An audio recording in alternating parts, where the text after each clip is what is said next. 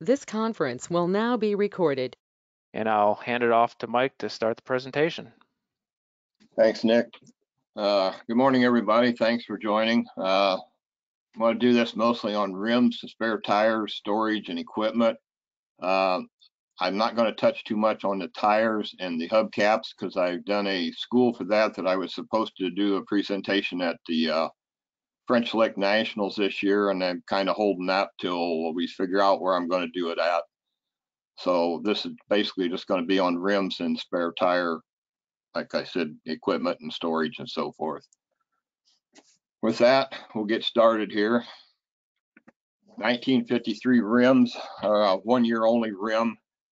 They're basically the same as a passenger car. They're 15 by 5 inch. The rims for 53 were all painted sportsman red. 54 was sportsman red. 55, I had harvest gold and a copper color. Gypsy red was not the sportsman red like the rest of them. Like I said, they were basically the same as the passenger car, except for it had these little clips right in this area right here. You can see the clips for the smaller hubcaps. The holes are here for the clips in the 53 cars, but they're not riveted there. They were dip painted in black, and then they were sprayed a red enamel. They were a riveted rim to the center spider section was riveted to the outside rim. It could have either flat or rounded. As you can see here, it's kind of got a round bump on the top. These are flat. The spare tire or the jack storage for 53s and some early 54s was in the right rear fender well. And as you can see here, this is the AIM where it's got a clip up here and a clip down, 2 clips at the bottom. The spring was attached to one of the clips. The spring had a round piece on the end that hooked on the other clip, and the spring went up over this top clip, and the jack basically set right on this body mounting bolt. Was kind of down in the corner, very hard to see. You didn't know where it was at. You had a rough time finding it. The jack handle was also stored there with it, or the lug wrench. I mean, the jack handle was stored on the divider wall. We'll get to that here in a minute. The jacks for all C1s except 62 had a cast bottom and had 8 of the long straps and 4 of the short straps. They all had offsets on the end. They were riveted together. The base, like I said, was cast. It had a number in the bottom, and the center ribbing was a little lower than the rest of the ribbing.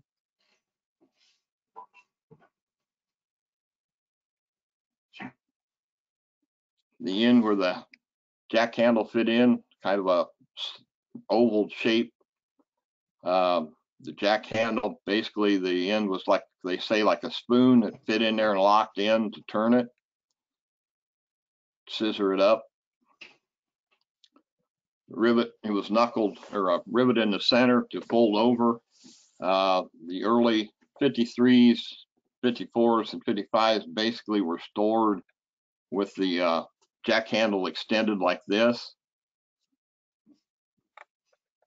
They were stored on the divider wall. The lug wrench, you might want to check in operations on the lug wrenches to make sure that when they spin or when they turn the bolt that holds the cover down, that they clear the division wall, because passenger cars is bent at a sharper angle, and they will hit the division wall in there and not make a circle around. The jacking instructions for the 53s with the earlier ones with the jacks and the 54s with the jack stored in the fender well was stapled to the bottom of the spare tire board. There was actually 4 staples provided per car. This was done 256, but a lot of the instruction sheets was not really stapled. They were glued. The center of the spare tire board had a metal centerpiece with a diamond-shaped G logo and fastened with wood screws, slot-headed wood screws. You can see the hold-down bolt through the middle. It goes down into the receiver at the hook to the frame underneath to fasten everything tight in the trunk.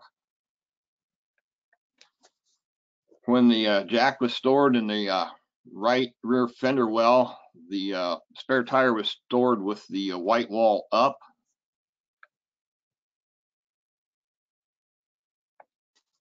And the jack handle was stored across the back of the division panel. As you can see here, there's a little clip mounted on these are both mounted on inside of the trunk hinges and a little lower.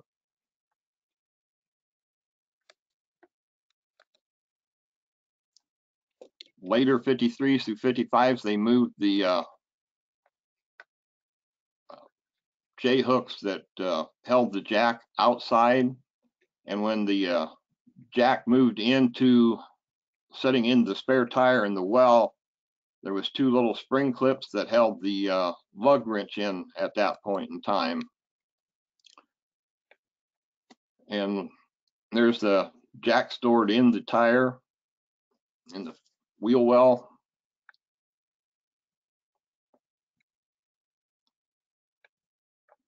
When when the jack went into the tire, they also received these foam rubber pads that kind of held it down, and the instruction sheet moved to the top of the board, spare tire board.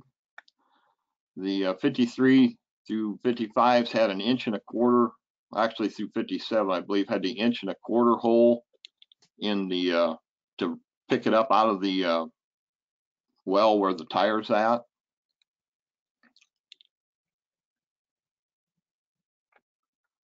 The hold down bolts are kind of there's no head marking on this is an original one here. This is a reproduction. You can see the taper on the end of the reproduction's a little shorter than the originals.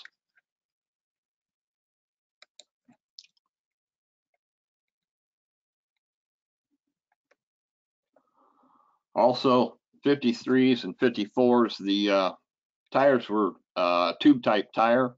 They mid 54, they went to the tubeless. So the holes are usually a little bigger in these earlier rims to accommodate the tube stem coming through. In 54, you can see that there's a little nub sticking out on the center hub here for a smaller hubcap. There's no nubs on the early 53s and 54s around the outside to hold the hubcaps on. That was a problem evidently because later in 54 they added nubs on there. All weights was put on the back of the rims to accommodate the full-size hubcaps on the front. They didn't interfere with that. Here's the nubs added to the outside of the rim to help hold on the hubcaps so they did not leave the car when you were going down the road and hit a bump.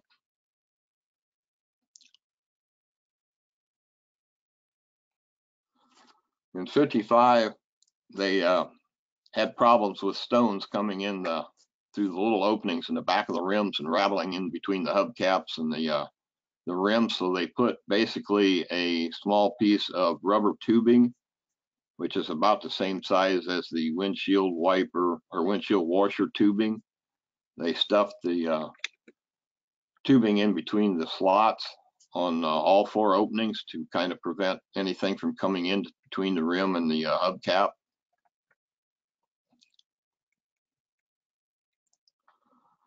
55, the lug wrench went to be a little longer. Again, you need to check for clearance on the division panel when it spins around.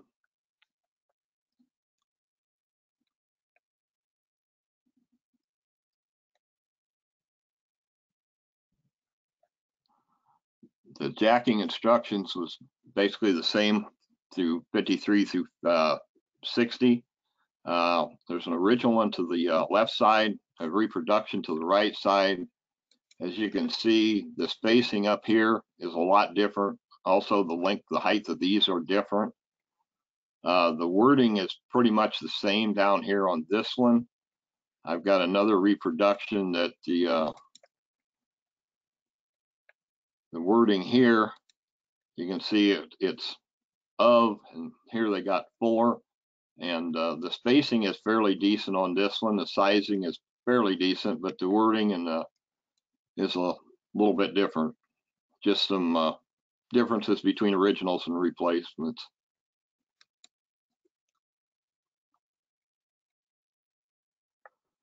'56, they added a separate little bump in the rim.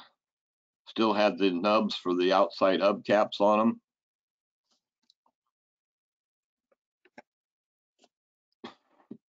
The rims were painted body color except for polo white cars, which ended up with the red rims still.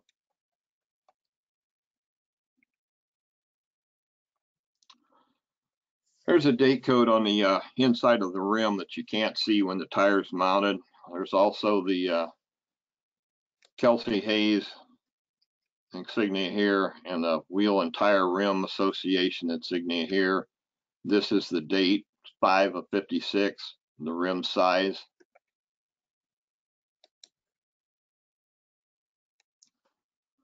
'56, they went to a welded rim, what they called the dog bone style hubs or rims.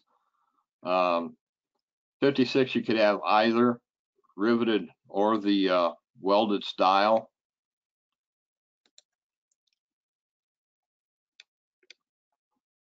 Most of the early C1s used a metal valve stem cap. There has been reports, I guess, of plastic ones they found on original cars also, but at that point in time, you can't really say that who's been messing with it or, you know, whether they've been changed or not. But close up of the metal cap, there was 3 different metal caps used: a Dill 655, a Schrader, and a Bridgeport 772. Basically, they all look about the same. The serrations are a little bit different in length, but the top points are pretty close to being the same.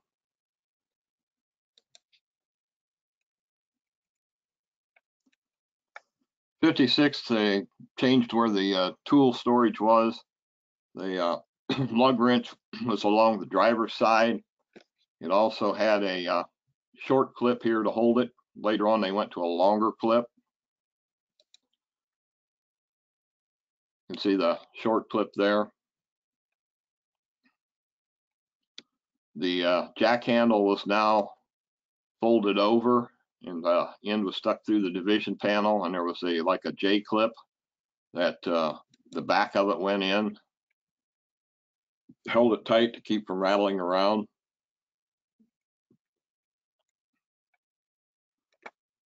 '57 was for the most part basically all welded. There may have been a few riveted wheels used, other than the 5.5-inch rims, which they were all riveted clear up through 62. The 5.5-inch wheel, you'll find about 1/8 of an inch offset from the center section to the front edge here. Some of the more experienced or the judges that've been around a while have a little template that will go in there that can tell the original 5.5-inch rims. You can see the back side of the 5.5-inch riveted in.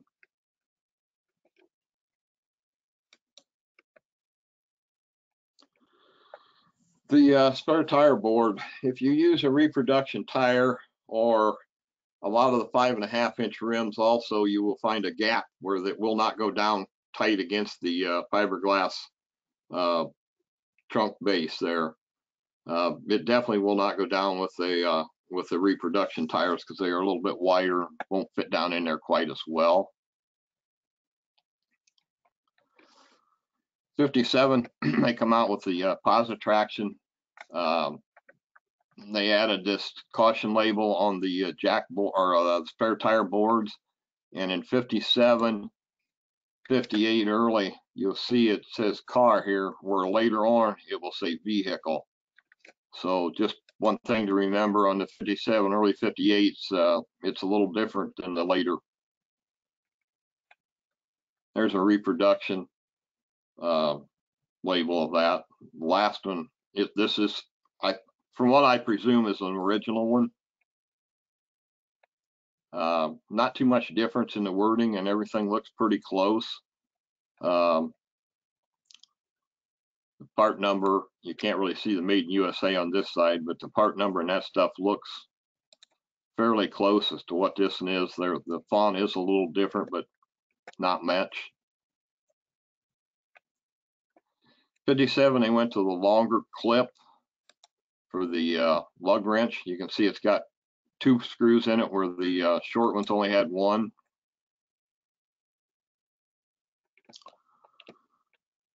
You can see a wrench fastened in it. 58, all rims were painted silver. 58 through 60 spare tire board, instead of the oval or the hole for the pull it out, they had like a slot in there. You can see the foam rubber push or pads to push against the jack.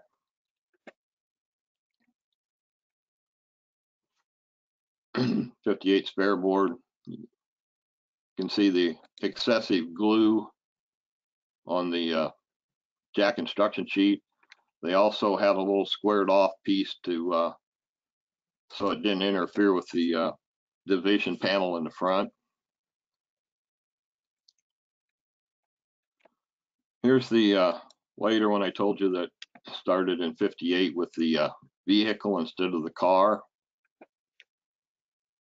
I presume this one to be an original one too. There's the original versus a reproduction. For the most part, it's pretty close. Size of the font on the caution is a little different.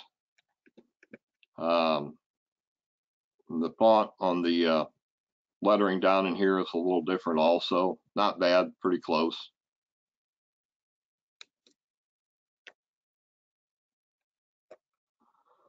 Close up of the lower parts here, you can see there's a little bit difference in the openings of the P and the A and the R compared to these. Letterings look like it's just a little fatter. This is more thin and more precise than the reproduction.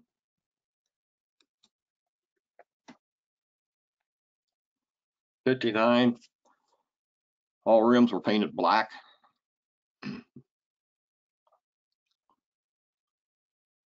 60,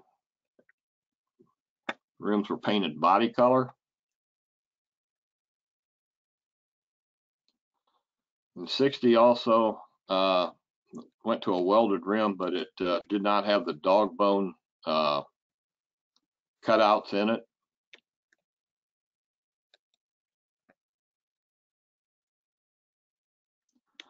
Also in 60, they started using plastic valve stem caps.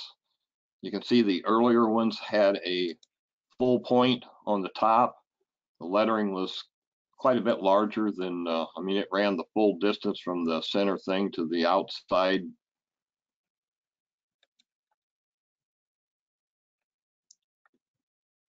'61 rims were painted body color.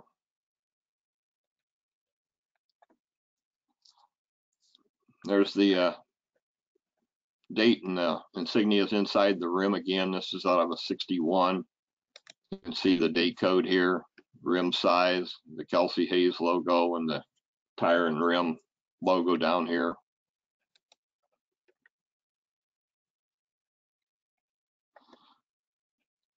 Later dill caps had an indentation in the top here. Also, you'll notice that the font size here is smaller than this. This is a larger. Usually the smaller font size was used in the later cars. The earlier cars usually had the, you can see also up here in the dill is a lot bigger on this side than it is on this. But usually the larger one was used on the earlier cars. 62, white wall, the rims were painted black, and the black wall tires were painted body color.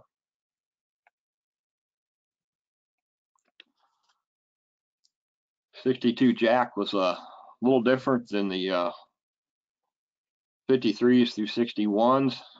The ends were not a solid piece, they were bent piece. This is out of the judging manual. You can see that the reproductions don't have quite the precise bend as the earlier ones, and also the hole side, or the hole is closer to the end on the originals versus the reproductions.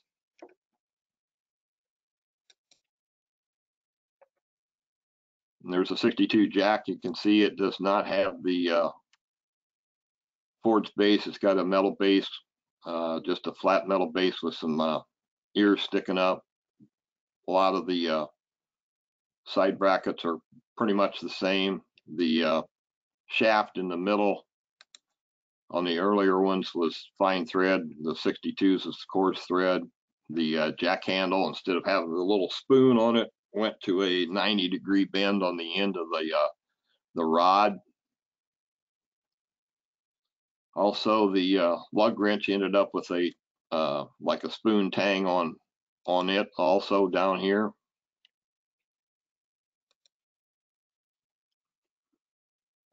Little clip that held them in the floor.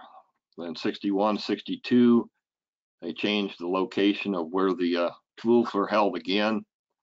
This is a 62. The AIM shows the 62. That little hold down clip was farther back than it was in 61, according to the AIM. And here you can see the clip is back here, and here you can see it's forward farther.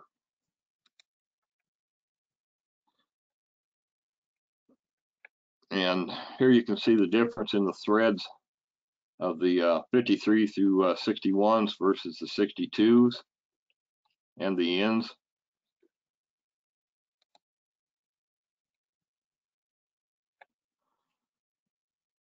Here's 62 jack board, 61, 62 jack board. They went back to the hole, only it was only an inch in diameter on these.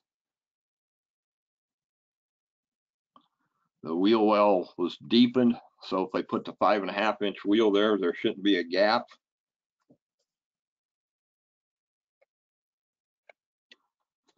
I tried to get a better picture of a original 62 label, but I didn't come up with one, so this is the best I could do for right now. Here's a comparison. They look fairly close as far as the reproductions versus the originals.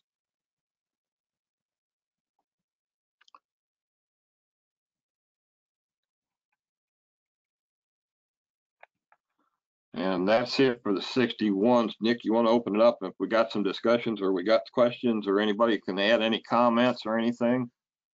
Sure, I don't see any questions on the chat box right now, but if you have any, you could type them in there, or you could unmute yourself and ask Mike.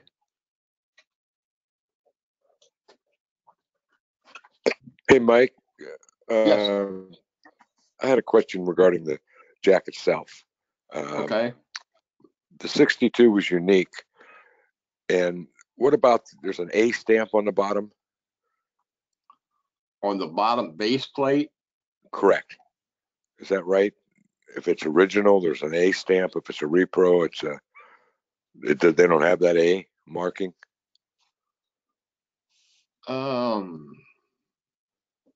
Strictly 62. Yeah, I'm trying to think. I'm not, I've got so much information here laid out that trying to keep myself straight. Can anybody answer that for sure? Yeah, I think I can. The C-1 jacks did not have the OSCO A stamped in them anywhere. Okay. Nowhere on a C. I didn't remember anything on the base, but I wasn't for sure. Definitely not on the base. What was the A used for? What, C2? The manufacturer, yeah, that was on the saddle of the C2s. Yeah. Okay. Can I interrupt? This is Harry Ledgerwood. Can Yeah, you go hear me? ahead. Go ahead. There was not an A on the 53 to 61 jack. A stands for OSCO. That was the jack manufacturer. The 62 jack, all of them, reproduction and original, had the A on one side, stamped with the A facing kind of into the inside. The point of the A would be on the outside of the jack. Whereabouts on the jack is it? On the saddle part, or? It's on the outer edge of the straps on the bottom, with the point of the A facing outward on the 62 jack. It would be somewhere like Right like in this area. up, hold still. Move it to the right. Move it to the right. Right. Keep going. Down now. Down. Right there. Right here on Right the there. side of the base. It's on the top. It's stamped in the top side. Okay. Stamped down, and the point of the A would be pointing towards us, towards the bottom of the screen. Yes. This way, right here. Yeah, that's correct. Okay. Oh, terrific. That was 62 only, and they did put that A on the reproduction jacks, which are non-existent anymore. So then on the C2s, they went to the top saddle where the A resided on the top saddle on the 63 to 67. Okay. Appreciate that very, very much. You're welcome. Thank you. Thank you. Mike, I've got a couple chat questions. One is on 1960 for the rims that were painted. Is it the same on the white wall side of the tire as the black wall side, or was the painting only on the white wall side? As far as the color, I believe that was the question. I believe it's just on the outside. I don't think they sprayed the backside of any of the rims as far as the color. Okay. And then the other question. Can anybody else add anything to that?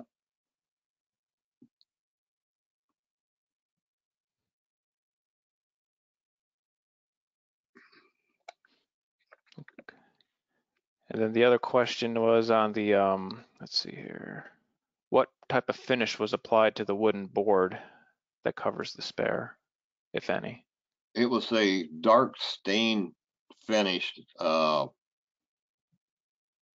is what they say. It's a stain type finish is what all I can tell you. Okay. Yeah, and on the comment related to the rim color, it was Tom, he clarified what he meant was color difference. So I'm still not quite sure, but he made it sound like there is no body color on the inside of the rim. On the 60s? Yes. This is Tom. Yeah. I just wanted to know if the white wall cars got the body color as well as the black wall cars got this body color. Yes, from what I understand, all 60s had body color. Okay. Is that, I mean, can anybody else differ that, or is that the way it was as far as everybody knows? Thank you.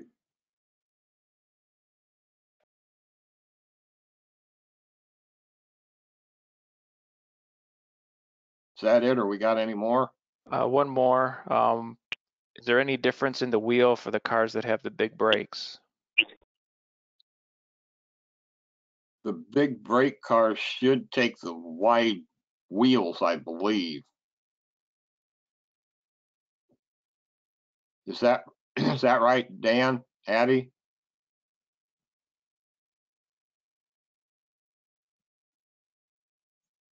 Hello, I believe the wheel became a separate option.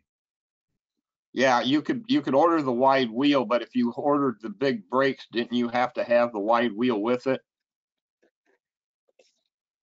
I'm not confident that you did. Okay. I thought that was kind of mandatory with the big brakes. You had to have that was kind of went together, but I knew you could get the wide wheel without the big brakes. Well, if you were ordering the big brakes, pretty high probability you'd order the wide wheel, wouldn't you? Earlier, it was all one option, I think, when they first came out.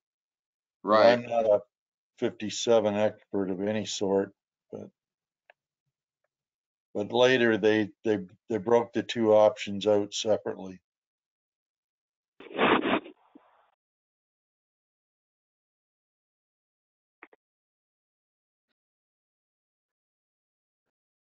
Right. Any Got other any more? questions? That's it. Yeah, that's Hey, all it's I Mike see. Brewster here. I've got one quick question. And the picture that shows the U bracket for like a 62 jack, in the manual, that specifies that bracket as having a rolled clip. Yeah, right there. So if you look on the left-hand side, it said it should be a rolled pin. But I've seen a number of really original looking jacks where that's a solid pin. Is that just, you know, I just find it hard to believe that there's been that many really original looking jacks have been modified. Does anyone else have that experience? Like this roll pin right underneath the thing right here? Yeah, that pin there. Solid pin right here. I've seen a number of really original jacks where that looks like that's solid and original. I would kind of think that if the bends was nice and tight and everything else, I mean the end was right, I wouldn't think that pin would make that much of a difference.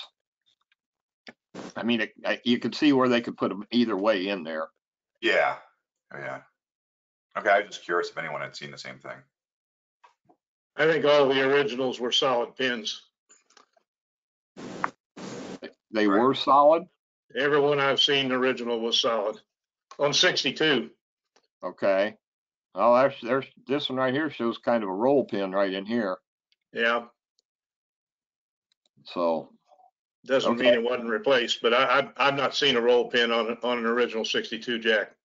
Okay. All right, thank you. That's helpful. I'll not change my jack.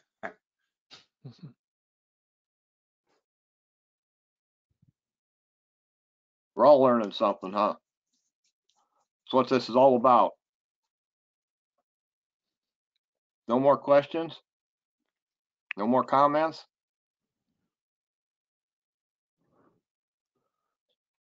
I think we're good. Okay, move on to 60 or the C2s now.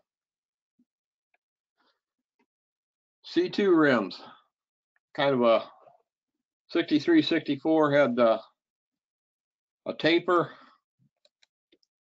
kind of a slope in here. You can see this has got the wheel markings on the inside here.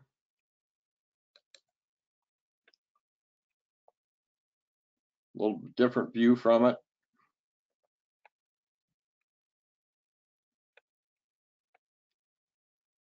Also had little marks or little raised pieces to keep the hubcap from spinning and cutting the valve stem off.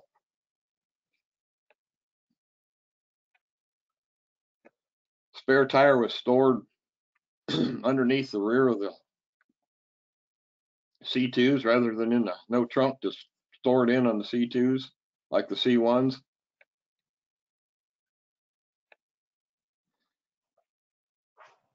Type 1 C-2 jack, scissor jack.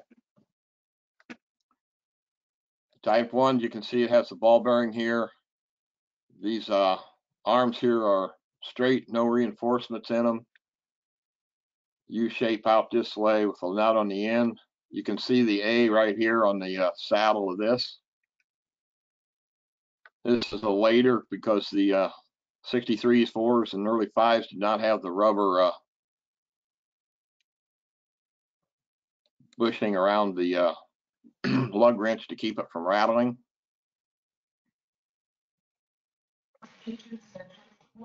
Kind of a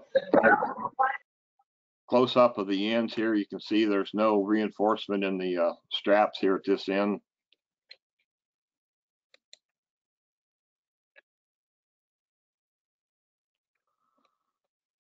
Lug wrench, 63s, 4s. You can see no rubber grommet around the head. There's no holes in the handle.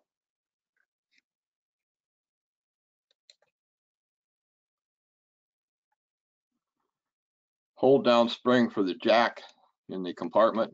They had the just a single loop on them in the 63s, 4s, and early 5s.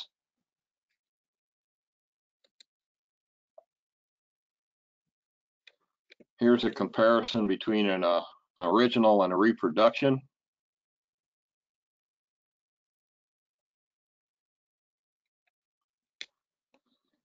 Here's a jack in the storage. You can see the handle is stuffed inside with the jack, all held underneath the spring with the clip down here riveted to the body.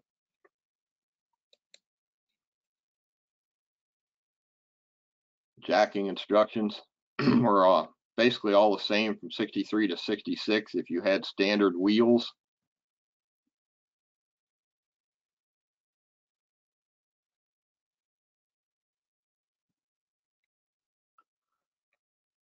Here's a original versus a reproduction. You can see the font is somewhat different between the two, and the reproduction had no date on this particular reproduction one.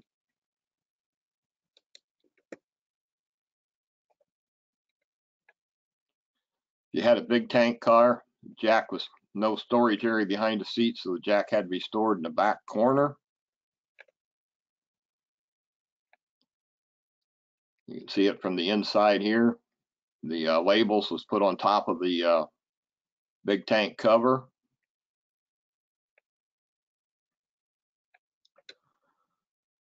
Big tank had special instructions, had different part numbers down here than the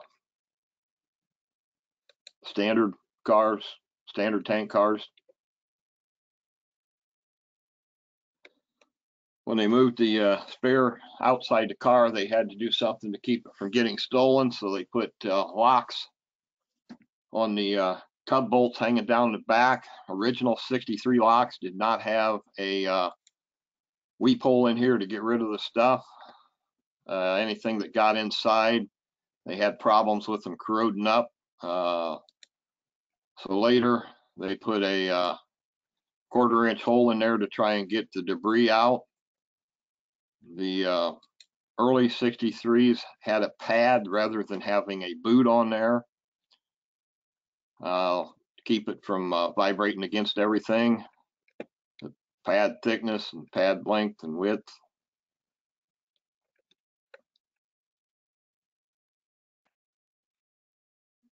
After they trying to cure the problem of them corroding up, they put the rubber boot around them.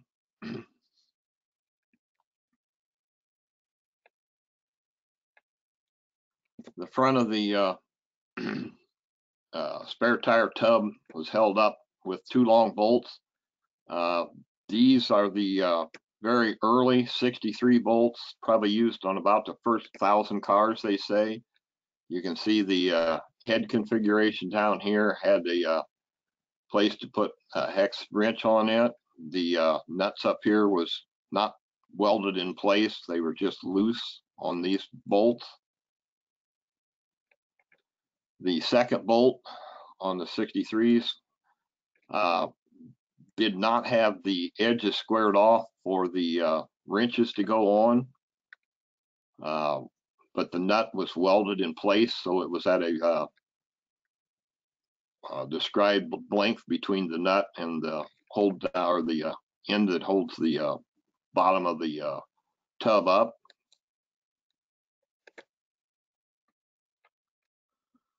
The later ones like that had the squared off end on. They did that when they brought them back, when they used them with the knockoff rims. This is the third style bolt, which was used on standard wheels through, I believe, 66. Then these were used on the knockoff wheels, 64, 5, and 6.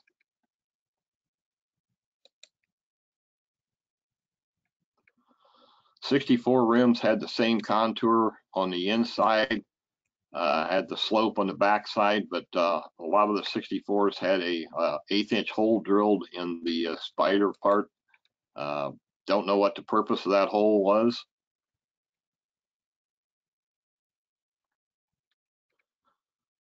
'64 knockoff rims. It's a rough natural cast finish. The center cone was a polished for 64 and 65. 66, it was a brushed finish. The date was ink stamped on the 64s. A lot of the ink stamps are gone on a lot of them. You can't see them. These two are pretty nice, especially the one to the right.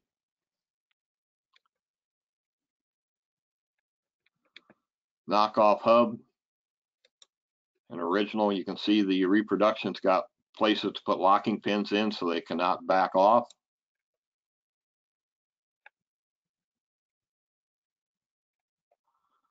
Lug nuts for the knockoff hubs. You can see them here on this one, how they kind of protrude out to go through the holes.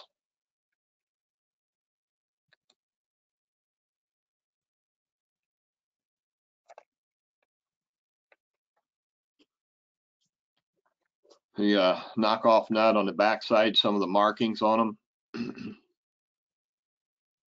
You got a right hand and a left hand.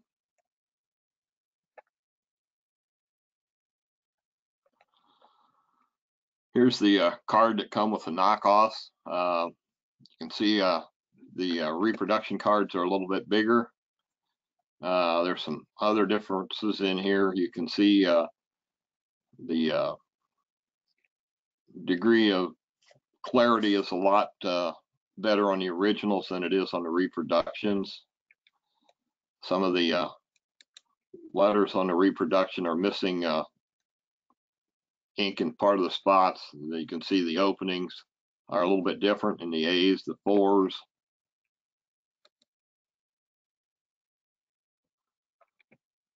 You can see the reproduction's got a little extra swale in here on the E.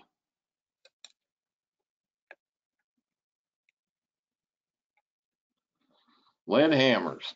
I got a lot of questions on this. The AIM states that the 64 hammer was a 3819530, and I cannot find any information on it. I don't know how it varies from the later hammers, the 067 and the 308. I'd like to kind of open it up right now, Nick, if we can let anybody that's got any information on these hammers speak up, because you can see the welded, the non-welded. If anybody's got any more information, I know the 067 had basically 4 holes in it, and the 308 basically had 2 holes in it. The 308s were not welded, but the handle went almost clear through the head, almost to the other side in the middle, where the 067s, the handle only went in about halfway and was welded.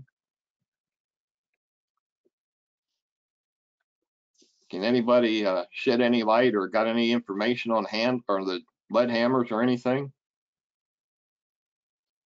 I don't see any feedback in the chat box, so if you have any input, please unmute yourself.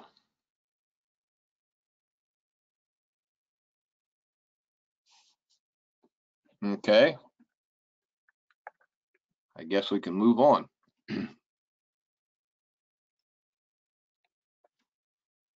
Okay, this is a Type 1 jack. Kind of went through some of this before. 63 to 65 rims. You can kind of see the slope on the 63, 64s, the 65, 66, it got the offset. They had to make room for the disc brakes. They had to revamp the rim a little bit to accommodate the disc brakes on the 65s.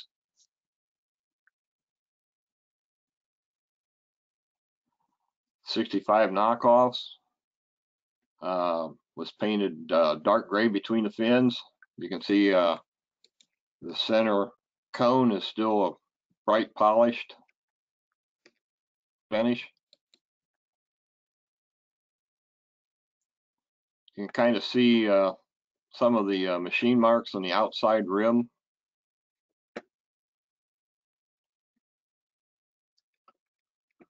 This is a Schrader valve cap on a pretty low mile 65 that I got some pictures of.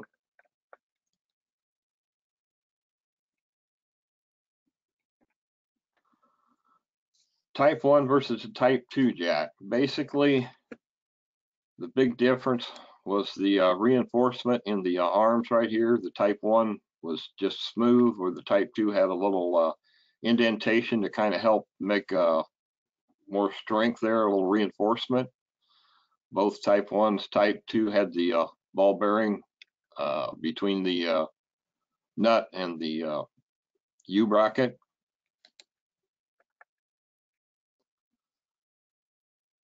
This is a Type 2 jack in a middle 65, and you can kind of see the hammer here. It's got the 4 holes. This is out of a pretty low mile 65.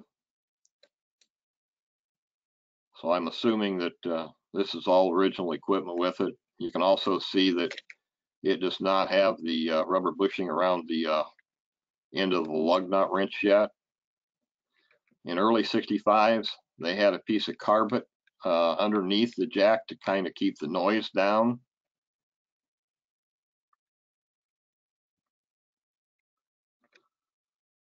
They did away with the carpet. They went to the rubber boot around the end of the jack handle to try and keep the vibration noise down.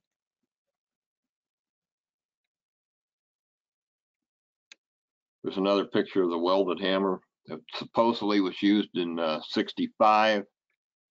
Supposedly the non-welded was used in 64 and 66, according to the AIMs, but I've had some conflicting information both ways, so I'm not, like I said, I'm not real sure when each one was used or even how long they were used.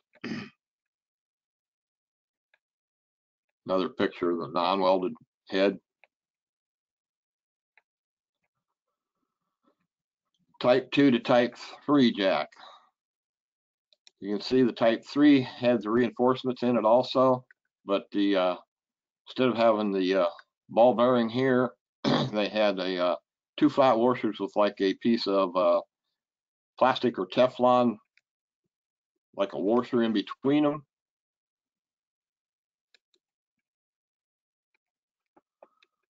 Type 3, you can also see the U-bracket went the opposite way as it did in the earlier jacks. And also in starting in 65, they went to a 2-loop end on the spring.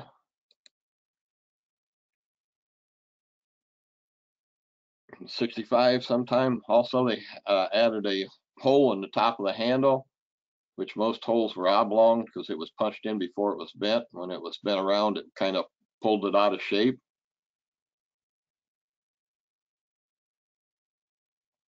Here's the 3 bolts. That was the longer bolt was used with the red line, the gold lines, in the 65 gold line, 66 gold line, 67 red lines.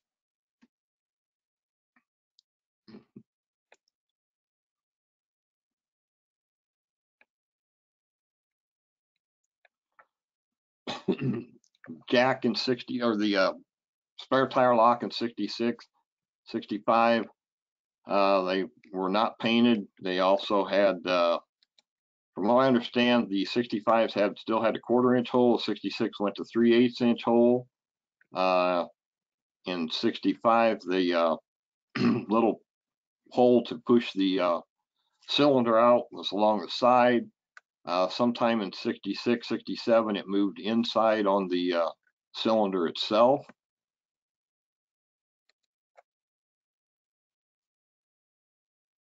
'66 knockoff rim.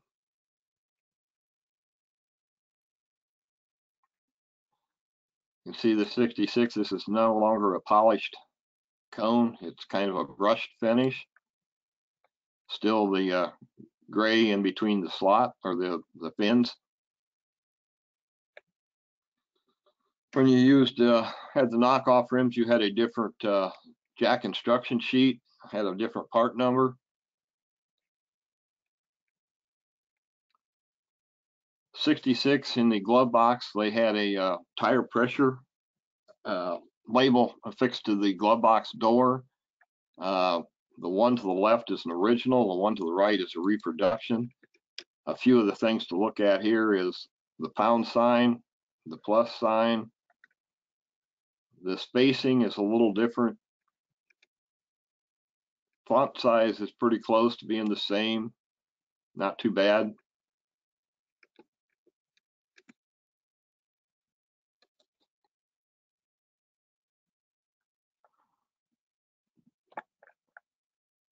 There's a close-up look of the 2-hole spring. Spring was used up through early '69. There's a close-up of the way the ends were made. You can see a lot of difference. The way the wire come up here, more of a 90-degree up here, and this is more of a sloping angle on the originals versus the reproductions.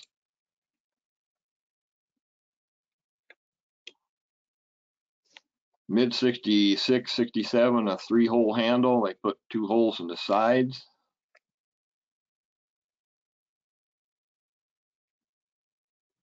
'67 rims. There's some variations here. This is a B rim, a better B rim. A DC on the rally rims. And I think that's supposed to be a DG, but I think part of the piece in this way is gone. And there's a DG.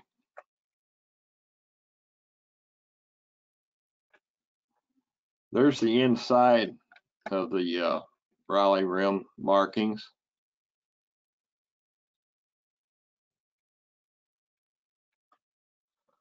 The trim ring sheet to come along with the rally rims. I had a reproduction, and this, for what I believe, is to be an original. And from what I can tell, there's very, very little difference between the reproduction and the original. I could really had to blow things up before I could see any differences at all.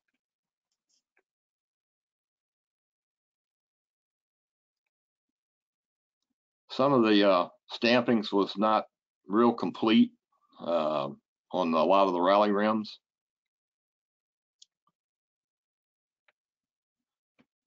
'67, they did away with the knockoffs thanks to the federal government. So they had a bolt-on rim that looked similar to the knockoffs. Center cap covered up the lug nuts on the inside.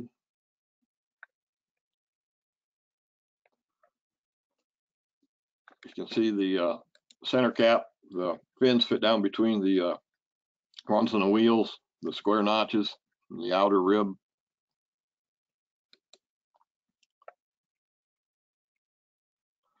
Back side of the fold-on wheels. Originals had these extra, I think there were 8, and there's a space of 16, and then 8 and a space of 16.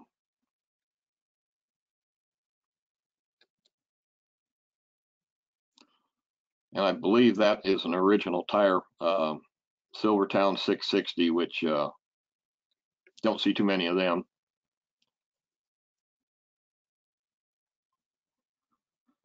The jacking instructions changed on the 67s. They're a little smaller. Here's an original versus a reproduction. You can see spacing was quite a bit off on the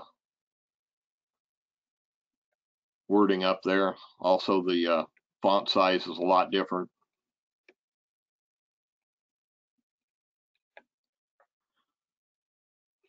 They had a sticker in 67, glove box also.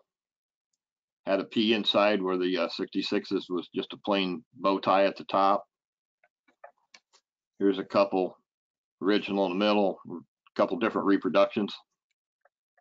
You can see some differences in that. Font wise, spacing wise. Actually on this one you can even see on the hot, all 3 were big letters. The small letters here on the hot and the cool, the tire. This one was pretty close as far as the wording of it.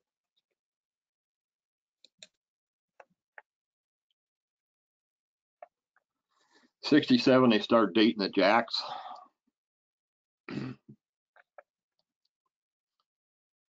Mostly on the side. I've seen the year in front of the month, or the month in front of the year, both ways.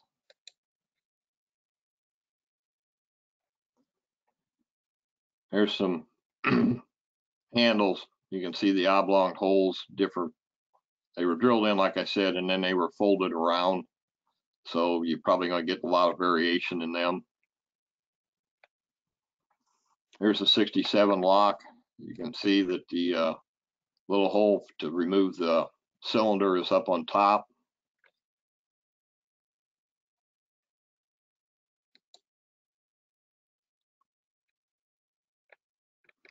When you had the bolt-on rims, you got a screwdriver to take off the cap that covered the lug nuts.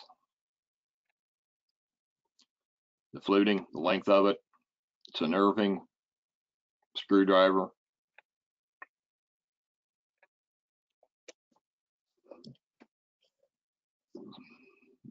Just a cover for the rear wheel wells to kind of see where the labels was at. There's a lot of variations in the way they put them on. They even put them on upside down at times. You can see this one's upside down compared to this one, the way they all are in there.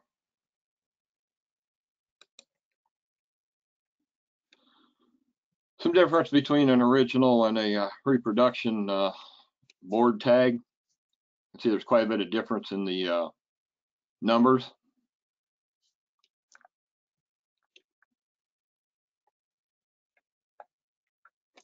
The inspection sticker on them.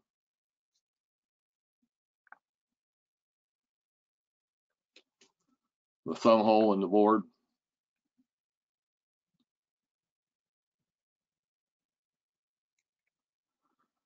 The locks, you can see here, one of them has got a tapered pin coming out and the other one's just a round pin.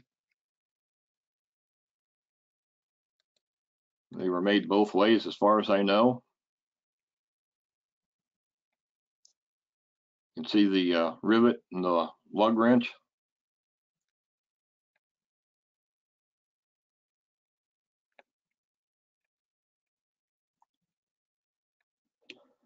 And there's a variation in the Type 2 jacks that I've come across, that one of them the end's in, one of them the end's out.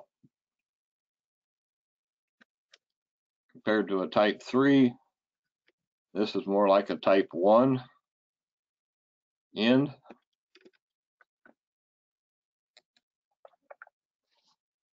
And this pretty much brings me to the end of it. We'll open it up for comments, questions. Anybody got any other information they can add? We'll open things up. Yeah, there's a couple chat questions I'll read through. I had one quick question. On my 67, for the spare, I've got the original DC Rally rim, but a modern tire on it, and the tub does not completely close. It's got about a 3/4 inch gap on the back end. Is that because of the modern tire? Yep. Okay. Anytime they got a reproduction tire, the way the tires were constructed is a lot different now than the way they were. And the later the reproductions are wider. The way they test them, they blow them up and they expand them out a little more than what they did on the original earlier cars. So yeah, any reproduction tire, it won't fit in the wheel well or the tub or the wheel well or the wheel part of the C1s. Either way, either one, it's quite a bit wider and you will have a gap. Okay. In terms of chat comments, there was one comment: early 67 jacks were not dated. Dating started at about February of 67. Yeah, mid 67. Yeah. I have to correct that. We have examples of jacks dated from start of production, so it's Okay. not as common, but we have them dated. We have some dated September of 66. Okay. So well, for the most part, though, they didn't really start. Consistently, it was done from January on. Yeah, mid 67 is when they consistently started that. Right. Okay. But there are examples out there of some believed original ones that are October, September. I think I have 1 or 2 December ones of 66. There was a comment on for the spare tire tub long bolts. What would those look like for a red line tire with a rally wheel? Is that still the longest bolt you had on that one slide? Bolt. Any gold line or any red line used the longest bolt. Because the red lines and the gold lines, from what I understand, were a wider tire than the standard white walls or black walls. Okay. That looked like 10-inch on your picture. Of what? The bolts? The full length of the bolt.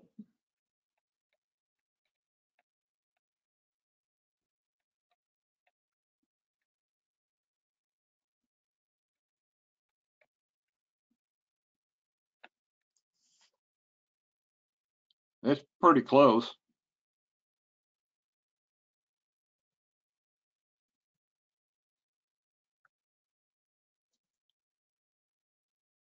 Right, there was a comment for the 67, the DC stamp, a small and a large DC in the rally wheel. Is there a difference in terms of the date it was used for the size of that stamp? Yes, the DC, the large DC was original. The smaller DC, from what I understand, is a reproduction. Is that right, Nick? I would guess so, but I don't have a lot of data on that. But I've always believed that the bigger DC was the original equipment. From everything I've researched, they say the smaller DC is like a service replacement. That's what I've heard, but I don't have a lot of evidence either way on. Somebody had a comment that the rod on their 64 jack is broken. Is there any source for a new rod? The threaded rod? I'm assuming so, but it didn't say threaded or not. I'm not aware of any, but I'm sure has anybody had tried to get parts for their jacks?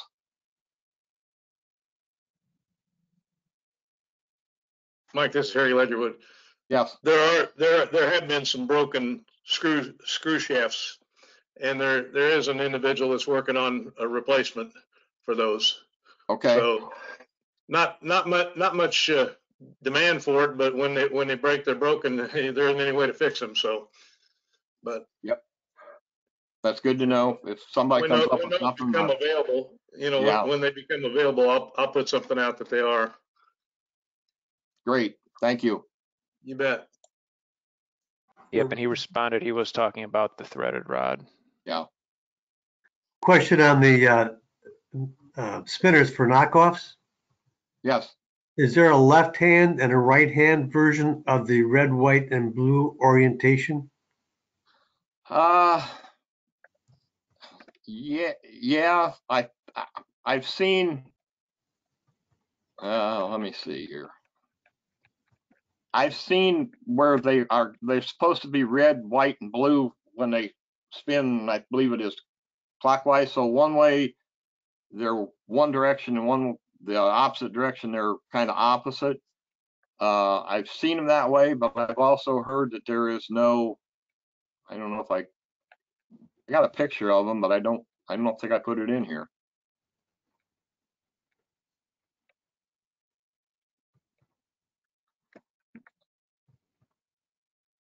See this? They say it's supposed to be red, white, and blue, but that would be going counterclockwise, so that may be a driver's side tire.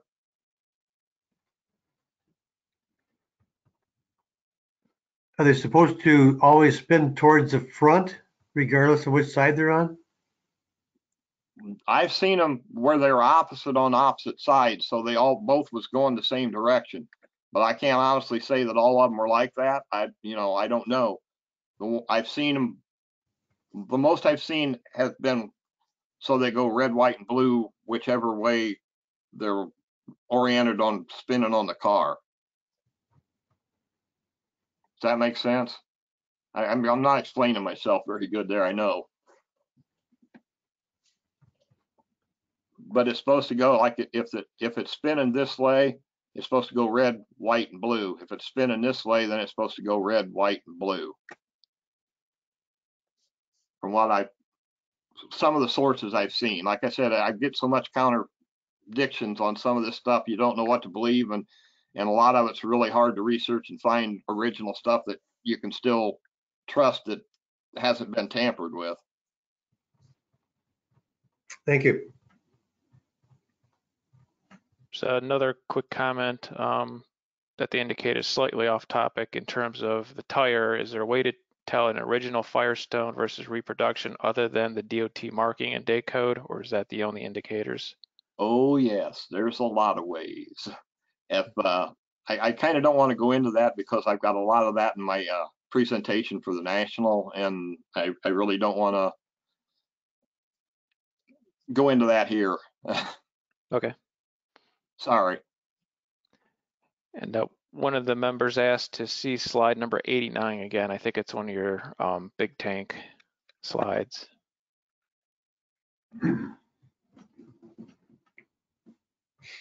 Yeah. Do you have any history on that car? Yeah, I can tell you a little bit about it. Ed Foss owns it. It's actually got the prototype L88 motor in it. It was cut away so you could kind of see how they're made, I guess. It runs, drives, a lot of fun to drive. What kind of information they want, I guess. They just wanted to see the photo, so I'm guessing they just wanted to hear a little bit more about it. Was it Chevrolet that did the cutaway? No. Or was it someone else? No. Restoration place on the East Coast did the cutaway part. Okay. Is that McKay? Yeah.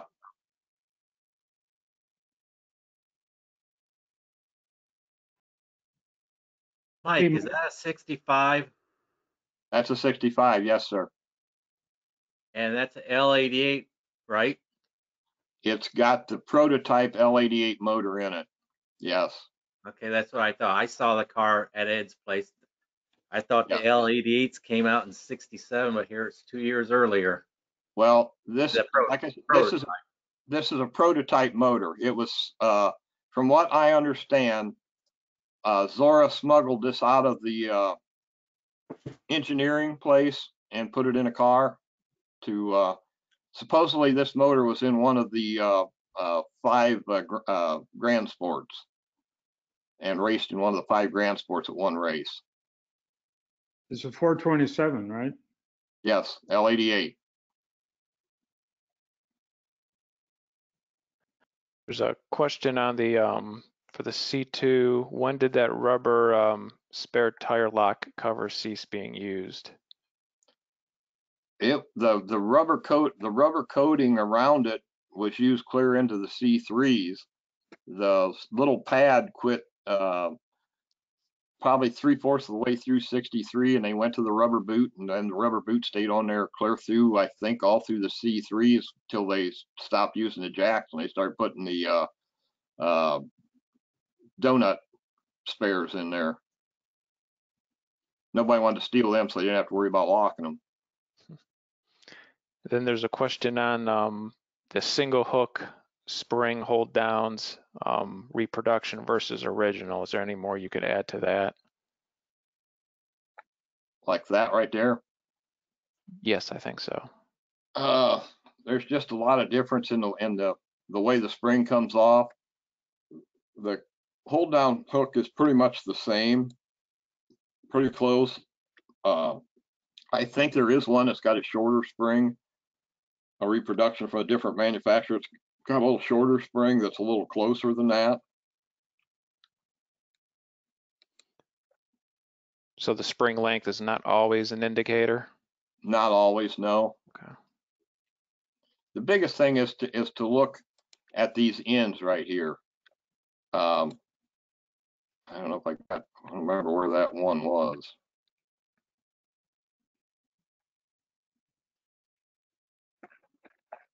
But the ends of the springs is the telltale deal. I'm going the wrong way.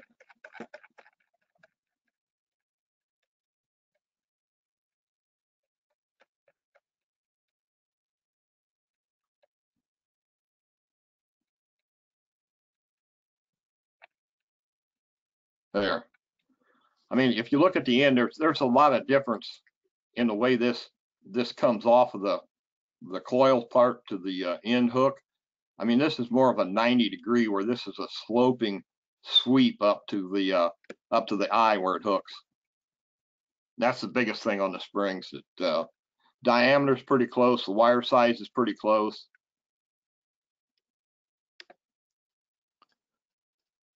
There's another question on for the hammer, the 067 you mentioned. Is that a part number in the AIM or a service part number? That's part number in the assembly manual, yes. The 067 versus the 308. The 067 is the welded one. The 308 is the non-welded handle.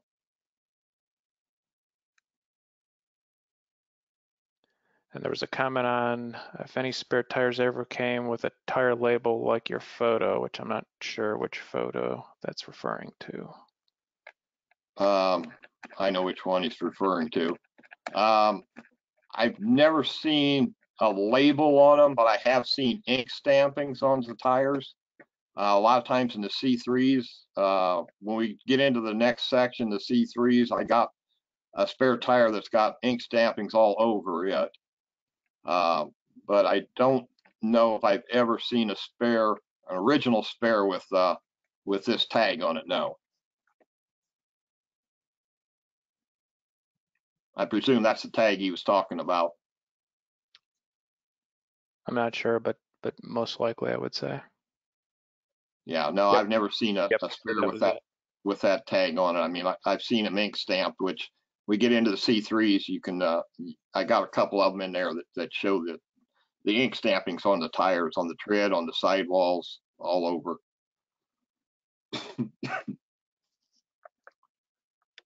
Mike, on that 067 knockoff lead hammer. Yeah. That was the part number used in the 70s and 80s as a service part. And in the wee hours of the night last night, I sent you photos of 2067 hammers, and one was welded and one was not. Yeah. So they could have been either The way. other thing, in your photograph, you showed 3 Type 2 jacks, kind of covering No, mid and late. there's just 2. One's a, let me get to it. We had an ABC, didn't you? Oh, I had a B. This is a Type 3 up here. Oh, just a minute. A, B, and See, B. Type Sorry. A, a Type B, and then a Type B Okay, versus. but you're covering mid and late. I'm wondering, and probably Harry can tell us, what an early 65 would have. It's a Type 1.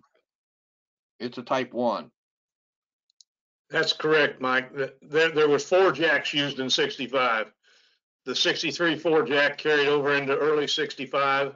Then they went to the Type A, which is the same jack with the reinforcements. The Type B is does still have the sealed bearing on it, but the outer end is turned in so that the shaft is 1.5 inches shorter. So Yeah, like the Type 3. Like here over here. Yeah, yes. And then Type 3, the only difference is they got rid of the sealed bearing and went to the 2 shiny washers and plastic washer between. Correct. So a 1200 serial number car would have a Type 1 jack. It could have an A in it also too. I talked to Casey and nobody knows exactly when they changed that, and they didn't rotate those jacks like milk. So, if they had Type 1 jacks in the bin and the Type 2A came in, who knows what the car got, Okay.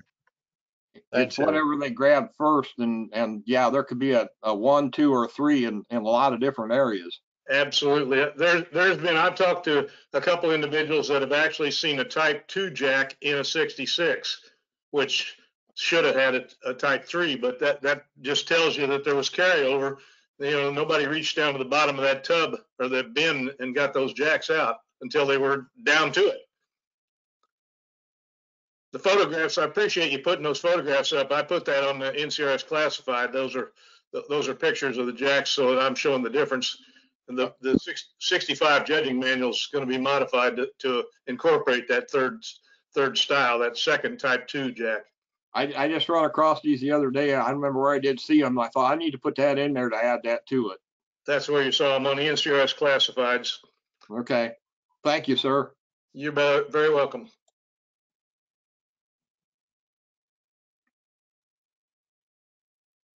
Anything else?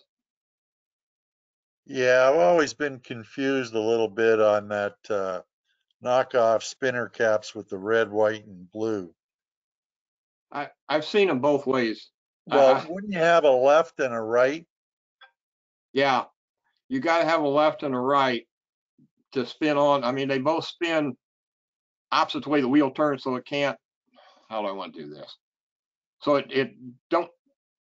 I follow you, Mike. It's just that General Motors, to the best of my knowledge, only serviced one part number. Okay. They didn't break out a left and right that I know of. So there's got to be a lot of cars with a deviation from what the production line was doing. That cap fit on the end of them separate, so it could have been painted any direction and stuck on either side, right? Yeah.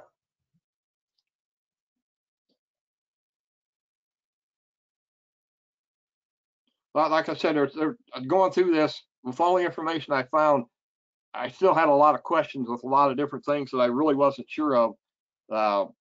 I got a lot of questions like on the locks themselves of when they exactly changed over. I mean, I've seen different locks that should have been on different cars and so forth. And I mean, it's pretty much like that in any parts you find on a car. I mean, it's when they pulled it out of the bin and stuck it on there. I mean, it could be buried for a while and didn't get changed over till later on.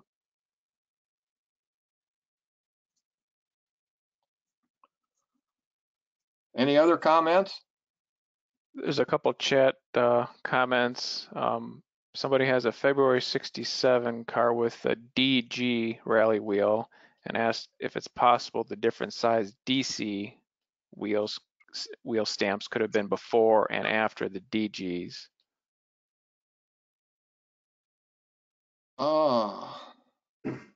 Nick, can you help us on this? No, I don't really have any conclusive information on the size of the fonts. As I say, I've always been told that the smaller DC was a later service wheel, but I don't have any proof of it. Did the DG, the B was the first wheel come out, right? And then the Correct. DG was the second wheel, and then the DC was kind of toward the end. Is that Yes. kind of Yes. the way they went? That's the way I believe they went. But I mean, they could have been mixed up where you could have had a B on a late car, or even, I don't think you could have had a DC on an early car, though. Correct.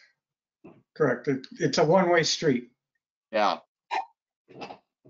I don't know if that answered his question or not, but I've never seen a B wheel on a late car. I've never seen a DG on an early car, but wheels are so portable.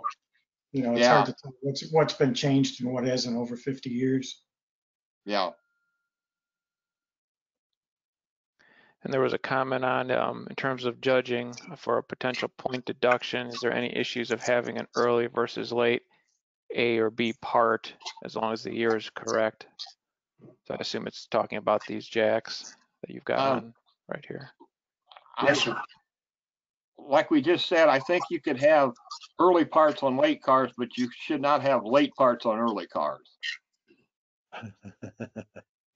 What? Say that again. You could have early parts on late cars, but you can't have late parts on the early cars. If the part come out late in production, it should not be on one of the early production cars. I got it. That makes sense? Yes, it makes sense. And what is the point penalty?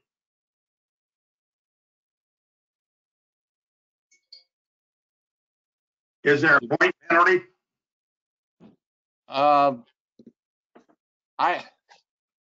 It would depend on the guy judging. As far as, I mean,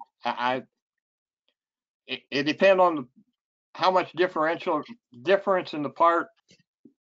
And I mean, you could look at it as far as the date is definitely off, so you could take a little bit off for that. But I mean, if the part is pretty much identical from early to late, there's just some minor changes in it. Configuration wise, I don't think you would have a points deduction. I mean, it'd have to be pretty significant difference. Finish wise, I would think it would be the same. Completeness, it should be the same. The only thing I could see was you might have a minor deduction on date wise. Got it. Well, thank you. Appreciate that. Wouldn't you have date and configuration? If you had a late part on an early car, say a DC wheel on a very early car when it should be a B or a DG, that's a configuration difference. And correct. It's also a implied date problem. Correct. It would vary on what the situation was. I mean, as far as which way it went, because if you had had it the other way around, you'd have a different whole scenario where it would be a different deduction wise. I mean, you look at different things for different deductions, if that makes any sense.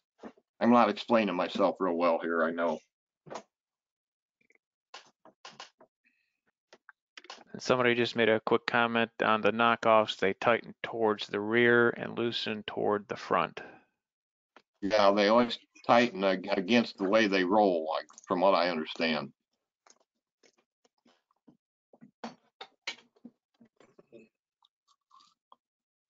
Nice Anything job, else? Mike. Huh? Nice job. Thank you. Thank you. Very informative. Appreciate it. I guess that pretty much is the conclusion of it. Okay. Hope Yep. to see you in another month for part 2. Yep. And just a reminder, we'll send out a link to download this presentation, and judging points will be assigned in about a week or so. That should be it. So I'm going to end the recording, and we'll talk to everybody later. Thank you. Thank you. Very good. Take care, everybody.